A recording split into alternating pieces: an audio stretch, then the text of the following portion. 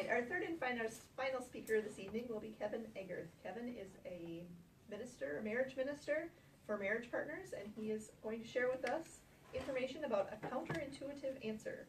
I introduce to you Kevin Eggerth, a counterintuitive answer. Thank you. Oh, thank you. Yeah, that's awesome. Here we go. A counterintuitive answer. You know, if we had all the answers in life, just right at our fingertips, if we already knew what life's most important answers were, just intuitively, we would never be in need of an expert. Some things are very counterintuitive. And I want to share with you guys tonight a very counterintuitive answer that I had for a coaching couple, let's call them that. So I've changed their names. It started as an email conversation and progressed into a conversation on the phone. I changed their names to Eric and Jill, as I always do, so I keep the gender straight in my mind as I'm telling you guys about this. So just to give you a little background, really get you up to speed really quick. Eric leaves his clothes on the floor very frequently, all the time. And this terribly bothers Jill. And Jill, she leaves her clothes on the floor just once in a great while, not that often, because this kind of thing bothers her, so she doesn't do it that often herself, but just once in a while, she'll slip up. And this really doesn't bother Eric much at all. I mean, he doesn't mind having some clothes on the floor. It doesn't bother him at all. So that's kind of the background to bring you up to speed on what the conflict is. And they want to know, the question is, should Eric stop leaving his clothes on the floor? I mean, does he have a right to leave the clothes on his floor? It's his home, or partially his home. Does he have a right to do that kind of thing? So my answer was that Eric should stop leaving his clothes on the floor. And Eric's response to that was that he will, but only if Jill will also agree that she won't leave her clothes on the floor anymore at all.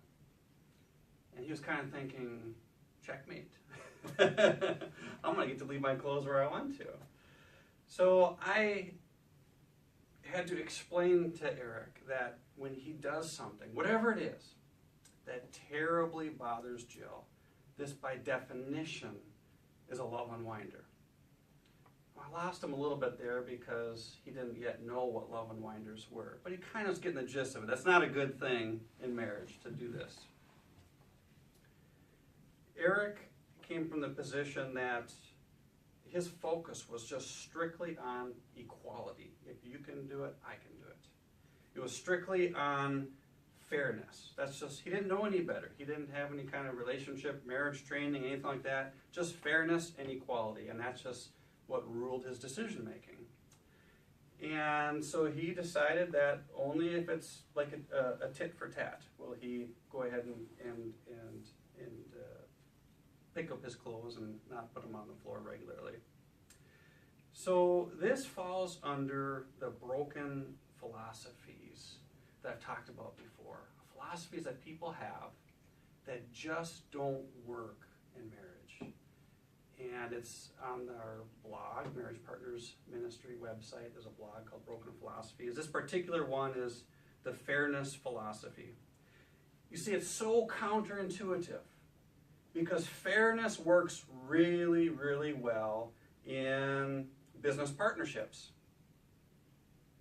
Fairness, equality works really, really well in coworker relationships. Fairness and equality works really well in supervisor and subordinate relationships. But let me ask you this.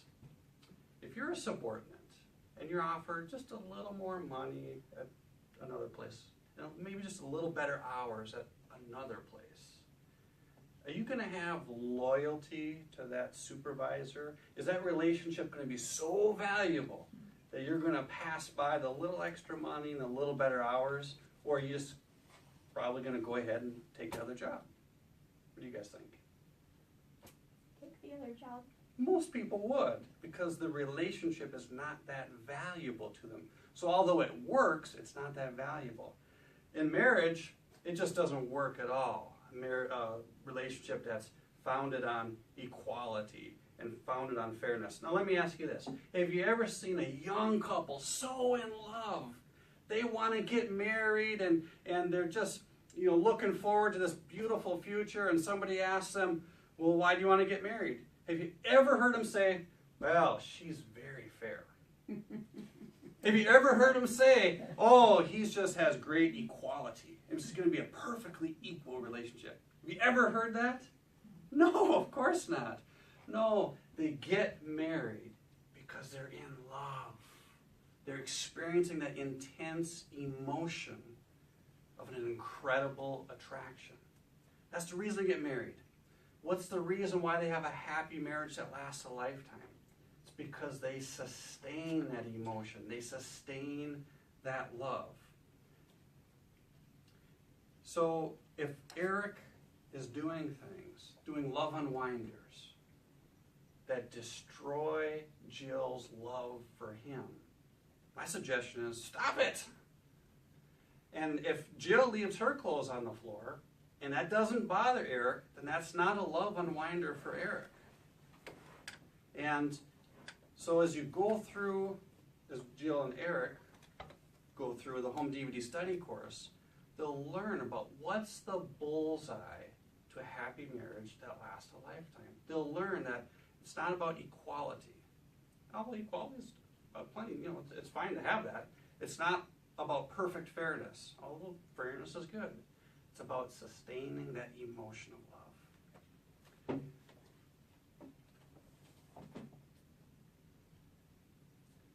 So some people would think, well, okay, so we get it why Eric should probably change, why he should probably not be throwing his clothes on the floor. But I'm not completely sold out yet of why doesn't Jill just do it too? I mean, even though it doesn't bother Eric, why doesn't she just kind of, do it too? And my reason for that is that change is hard. Even minor changes, they're hard to do. We have habits that are formed over a lifetime. And so if you unnecessarily make your spouse have changes, it's going to make the relationship be tough. It's going to be very hard. It's going to start to suck the life out of the relationship. So we've got to, of course, define what's necessary and what's unnecessary. So if the thing that you want your spouse to do or stop doing, if you want them to stop doing something and it's not a love unwinder, I would suggest leave them alone. You're going to do more damage to the relationship. If the thing that they're doing that you want them to stop really terribly bothers you, then that is a love unwinder. And that is something to pursue a little bit further. You see, the act of leaving clothes on the floor won't destroy love.